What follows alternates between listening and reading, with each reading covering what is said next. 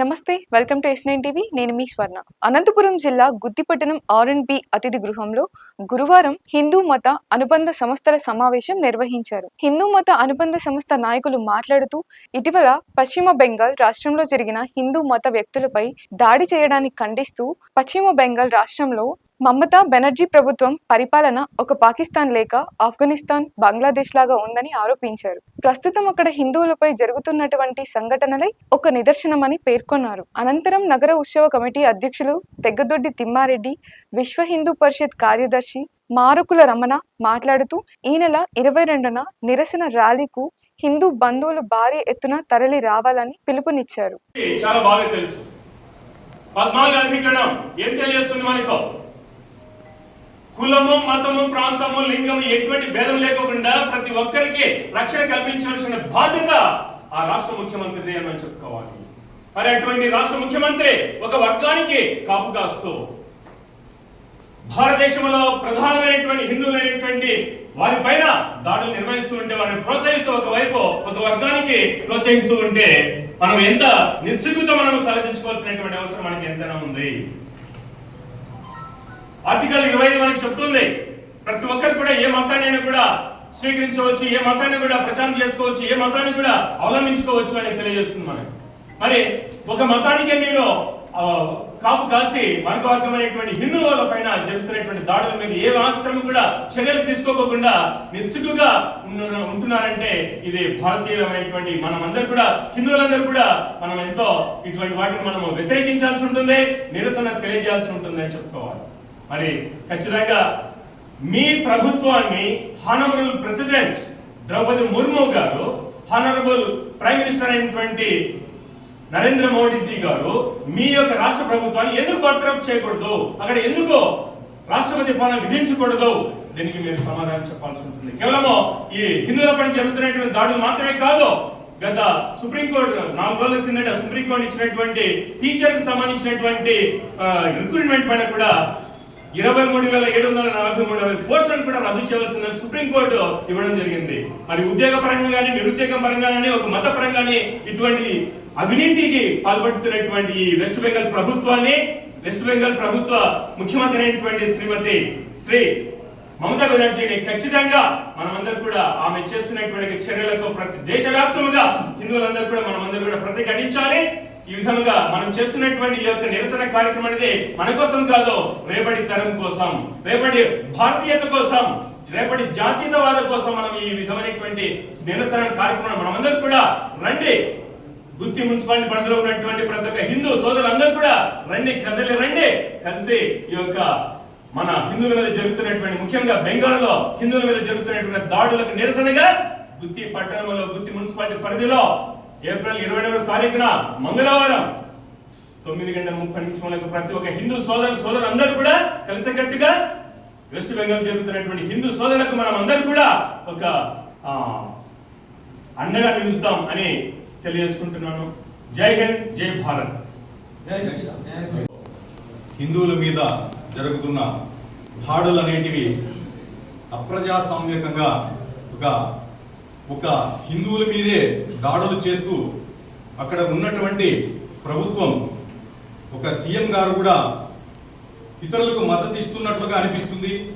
కాబట్టి అక్కడ రాష్ట్రపతి పాలన కూడా తప్పకుండా విధించాలని ప్రతిరోజు కూడా మనం రోజు చూస్తున్నాం. ఈ విధంగా హిందువుల మీద దాడి జరుగుతున్నటువంటి ఒక పిల్లలైతేనేమి, పెద్దలైతేనేమి, ముసలులైతే, ఆడవాళ్ళైతేనేమి అరాచకంగా అక్కడ జరుగుతున్నటువంటి హిందువుల మీద దాడిని ఖండిస్తూ ఈ యొక్క గుత్తి మున్సిపాలిటీ నందు 22వ తారీఖు మనం మంగళవారం రోజు పెద్ద ఎత్తున ర్యాలీ కార్యక్రమం చేస్తున్నాం. ఈ గుత్తి మున్సిపాలిటీ పరిధిలో ఉన్నటువంటి ప్రతి ఒక్క హిందూ సోదరులందరూ కూడా ఈ యొక్క ర్యాలీని పెద్ద ఎత్తున జయప్రదం చేయవలసిందిగా కోరుతూ నాకు ఈ యొక్క అవకాశం ఇచ్చిన పెద్దలందరూ కూడా నమస్కారాలు, ధన్యవాదాలు తెలుపుతున్నాను. జై శ్రీరామ్. విలేకరులకు, నాతోటి హిందూ బంధువు మిత్రులందరికీ కూడా పేరు పేరున హృదయపూర్వక ధన్యవాదములు. ఈరోజు మనం ఇక్కడ నిర్ణయించిన సమావేశం ఏమనగా, రేపు 22వ తారీఖు మనము పశ్చిమ బెంగాల్లో జరిగినటువంటి దాడులకు నిరసనగా మనము వాళ్ళకి మద్దతుగా తెలియజేస్తున్నటువంటి కార్యక్రమానికి తెలియజేయడం కోసమే ఈరోజు ప్రెస్ మీట్ పెట్టడం జరిగినది. కాబట్టి ప్రతి ఒక్క హిందూ బంధువులందరూ కూడా 22వ తారీఖు మన మున్సిపాలిటీ పరిధిలో ఉన్న వాళ్ళే కాదు, మన నియోజకవర్గంలో ఉన్న వాళ్ళు కానీ జిల్లాలో ఉన్నటువంటి హిందువులు అందరూ కూడా ప్రతి ఒక్కరు కూడా ఈ కార్యక్రమంలో పాల్గొనవచ్చు. పాల్గొని కూడా మన హిందూ ఒక ఐక్యతను కూడా చేయాలని కూడా తెలియజేస్తున్నాం. ముందుగా మనం ఏమంటే మనలో ఒక అప్రమత్తం ఉంది. ఏంటి, మనకి కులాల మీద ఉన్నటువంటి ప్రేమ, మతాల మీద ప్రేమ లేదు. మన మతం మీద ప్రేమ లేదు. మన మతం ఎప్పుడైతే బాగుందో ఆ రోజే మన కులం కూడా బాగుంటుంది. కులం మీద ప్రేమ ఉండడం తప్పు కాదు, కానీ మన కులం బాగుండాలంటే మన మతం బాగుండాలి. హిందూ మతం ఉంటే ఎప్పుడైతే బాగుందో ఆ రోజు అందరూ కూడా బాగుంటారు. ఎందుకంటే సర్వేజన సుఖినో భవంతు అని చెప్పేది కూడా ఒక హిందూ మతం మాత్రమే, ఏ ఒక్క మతం కూడా తెలియదు. కానీ మనమైతే ఇక్కడ ఏ ఒక్క మతాన్ని కూడా కించపరిచి మాట్లాడడం లేదు. అందరూ ఏ ఒక్క మతానికి వాళ్ళు ప్రేమిస్తూ మనం కూడా మన మతాన్ని కూడా మనము బలపరుచుకుందామని కూడా తెలియజేసుకుంటూ సెలవు తీసుకుంటున్నా. జై శ్రీరామ్. ఇక్కడ వచ్చేసినటువంటి విలేకరులకు మరియు హిందూ సోదరులందరికీ ధన్యవాదాలు. ఈరోజు ముఖ్యంగా ప్రెస్ మీట్ యొక్క ముఖ్య ఉద్దేశం ఏమంటే 22వ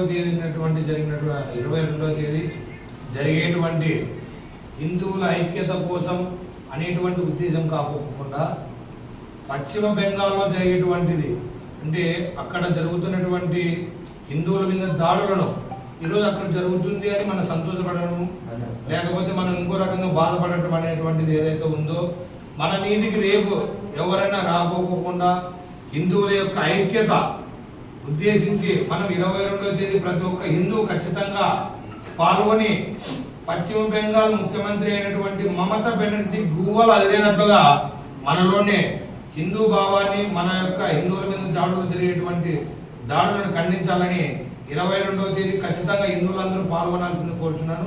ధన్యవాదాలు. జై శ్రీరామ్. పశ్చిమ బెంగాల్లో హిందువులపైన దాడులు చేస్తున్న అక్కడ ఉన్నటువంటి ముఖ్యమంత్రి కానీ ప్రభుత్వం కానీ కనీసం ఖండించేది కానీ, లేకుంటే అక్కడ ప్రజలకు హిందువులకు రక్షణ కల్పించాలనే కనీస జ్ఞానం లేకుండా ప్రవర్తిస్తున్నారు. ఈ భారతదేశంలో అన్ని మతాలకు అన్ని కులాలకు నిలయం, భిన్నత్వంలో ఏకత్వం అంటే ఈ ప్రపంచంలో ఎక్కడ లేదు మందే, లౌకిక రాజ్యం కూడా ఈ ప్రపంచంలో మందే. ఇలాంటి దేశంలో మన హిందువులపైన దాడులు చేస్తున్నా కూడా ప్రజలకు రక్షణ కల్పించాల్సినటువంటి ముఖ్యమంత్రి మమతా బెనర్జీ కానీ అక్కడ ఉన్నటువంటి ప్రభుత్వం కానీ ఎలాంటి చర్యలు తీసుకోలేదు. మన మిత్రులు హిందూ అనుసంధాన సంస్థలకు సంబంధించినటువంటి ప్రతినిధులు వెంకప్ప కానీ, తిమ్మారెడ్డి కానీ, రమణ కానీ, మిగతా నాగయ్య అందరూ కూడా మురళి కానీ మాట్లాడినారు. అక్కడ నిజంగా అంటే కేంద్ర ప్రభుత్వం స్పందించి అక్కడ రాష్ట్రపతి పాలన విధించాలా, అక్కడ రాష్ట్రపతి పాలన విధిస్తేనే వెంటనే అక్కడ హిందువులపైన దాడులు ఆగుతాయి తప్ప అక్కడ నిర్లక్ష్యంగా ఉన్నటువంటి మమతా బెనర్జీ వల్ల ఏమీ సాధ్యం కాదనే విషయాన్ని తేడతల్లమైంది. ఈ దేశంలో ఉన్నటువంటి 130 కోట్ల మందికి మనోభావాలు దెబ్బతీస్తున్నటువంటి ముఖ్యమంత్రి పక్కన ఉండాలా. ఆమె అధికారాలు చెల్లుబాటు కాకూడదంటే కనుక వెంటనే రాష్ట్రపతి పాలన విధించాలా. అదేవిధంగా ఈ భారతదేశంలో ఉన్నటువంటి ప్రతి హిందువు స్పందించాలా. 22వ తేదీ గుర్తులో తలపెట్టినటువంటి ఈ నిరసన ర్యాలీకి కులాలకి, మతాలకి, వర్గాలకి, ప్రాంతాలకి అతీతంగా ప్రజా సంఘాలు, స్వచ్ఛంద సంస్థలు, అన్ని రాజకీయ పార్టీ నాయకులు, అదేవిధంగా న్యాయవాదులు, మేధావులు, రచయితలు ప్రతి ఒక్కరు కూడా హాజరై జయప్రదం చేయాలని ఈ సందర్భంగా అందరూ కూడా పిలుపునిస్తూ సెలవు తీసుకుంటున్నారు.